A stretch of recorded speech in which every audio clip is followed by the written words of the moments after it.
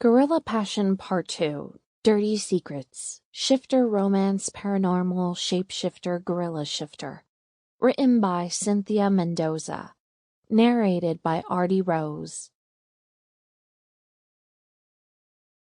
Part 2 Chapter 1 3 Days. "Please," Brelan whispered, reaching forward to stroke Samson's cheek. "You have to change. We only have 3 days left before they are going to send you away. Stephen has already called the animal welfare group and chosen a sanctuary for you. If they take you, I will never see you again, and you will be stuck with the gorillas forever.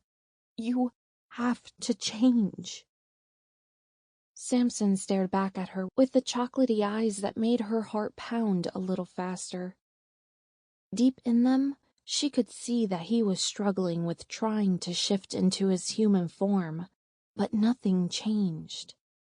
He remained the massive silverback gorilla that he had been when she first met him, rather than the stunningly beautiful man who she had finally been able to express her love to after months of working with him.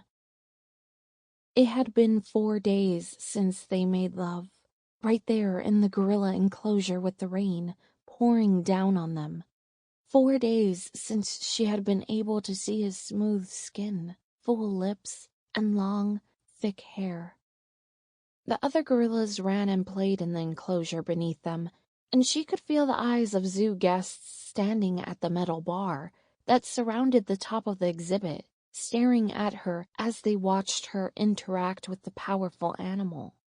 As far as they knew, she was just a trainer who was working with a gorilla who had been reluctant to mate and was not assimilating properly into his troop.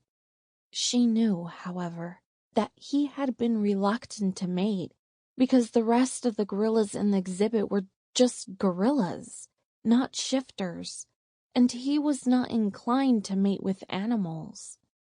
With her, however, he had been extremely enthusiastic, and Brelan had not been able to get the feeling of his body off of her mind since.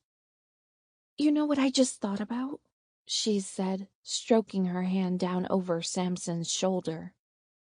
"How funny it would be if you suddenly did just shift right here and now.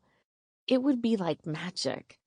1 second there's a huge gorilla sitting here, and then all of a sudden, boom! Sexy man. Like magic. Those guests wouldn't even know what to do with themselves." She laughed at the thought of the visitors watching him shift and the panic that would ensue. Of course, the chaos might be the perfect cover for them sneaking Samson out of the enclosure and getting him out of the zoo so that he could be free. But she wasn't really inclined to ending up in the headlines for that particular reason. A tear burned in the corner of her eye, but she refused to let it out. She wanted to stay where he was, cuddled up close to Samson and ignoring the rest of the world behind her. She had other responsibilities, however, and she was going to have to go take care of the other gorillas and do some work in the office before the end of the afternoon.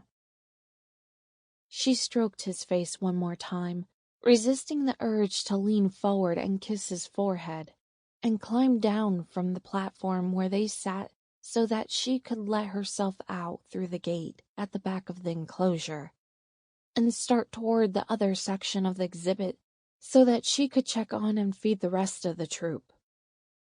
"Brelan, hold on."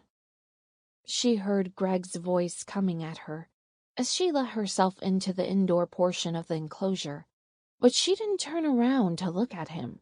There was something about him that was strange, but she couldn't put her finger on it. He was attractive, intelligent, and enjoyed the same types of animals that she did, which should have meant that he would be a perfect dating candidate for her. If, of course, she wasn't in love with a silverback. Something right behind his eyes, though, put her on edge, made it difficult for her to trust him. Sample complete. Ready to continue?